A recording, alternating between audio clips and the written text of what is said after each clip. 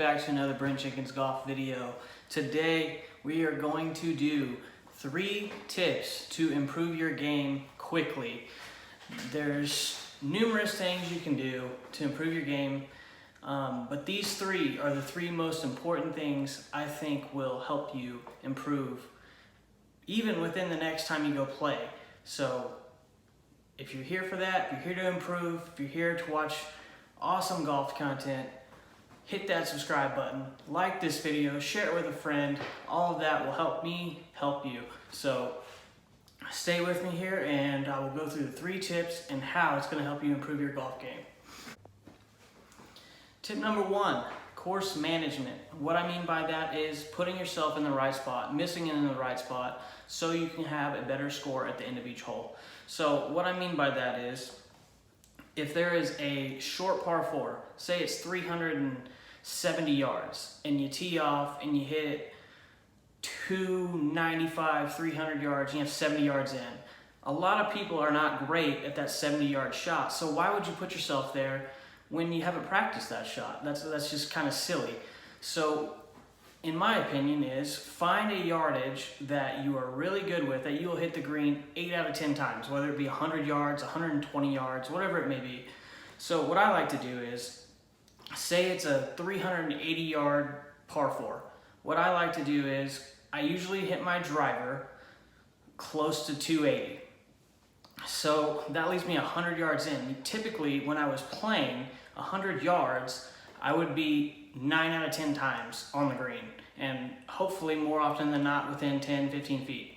Have a makeable chance at birdie. So that's what I mean by course management. And also, when you're trying to lay up, like on a par 5, you want to find a number, just like I was talking about, that you're gonna hit the green on that next shot with a high percentage. So whatever that number may be, whatever club that may be, if you want to hit a sand wedge because that's your best club in, you need to hit a club that will put you at that sand wedge yardage for your next shot.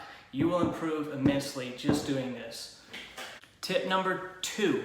Number 2, I would say, is chipping. Around the greens, I see so many amateurs try to use the lob wedge, try to use the 56 degree.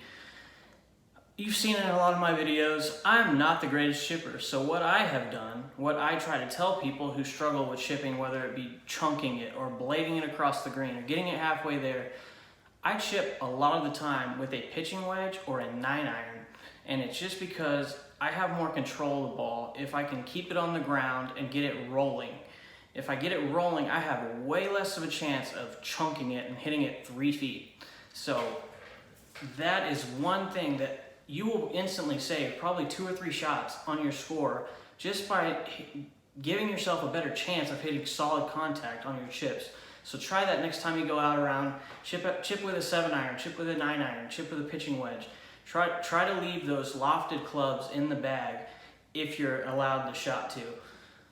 More often than not, you can play the shot at a municipal course with a pitching wedge or a 9-iron and just get it rolling. Try that out and see if that helps you out. And finally, if you've stuck around this whole video, I'll give you probably the most important tip of all, the mental side. Mental game. I was told once by probably one of the better golfers that I've ever played with. He was a former mini tour player, hung around the mini tours for a long time. Grew up he's from the same hometown that I'm from. So what he told me one time when I was in high school, that I absolutely thought he was out of his mind when he told me this. It took a long time, but I finally do believe in it. Is tell yourself before each shot that you're gonna make it, or that you're gonna get it close. Have a goal in mind.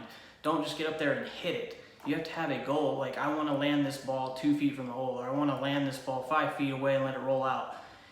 Or say, I am going to make this putt. You have to have it in your mind that you're gonna make it, or you have 0 chance. You have no chance. So you have to have it in your mind that you are going to make a solid shot, a solid stroke, whatever it may be. You tell yourself you can make it. And if you don't, hopefully you're in a tap-in range where you can just go tap it in and move on to the next hole, move on to the next hole.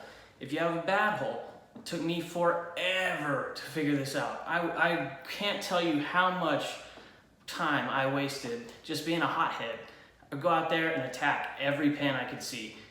just think I could hit every shot in the bag. And then sometimes in reality, you need to play it 10 feet to the left or 10 feet to the right and let it feed down to the hole. You can't go at every pin there is.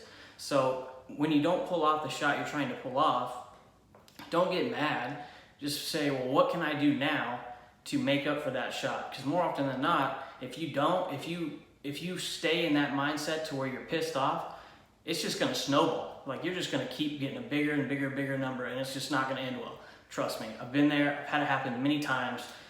Learn from my mistakes, please. So if you stuck around, please like and subscribe to this video. It helps us out a lot. I appreciate doing this for you guys. Let me know some other ideas if you have some for me to do, and I will try my best to create it for you.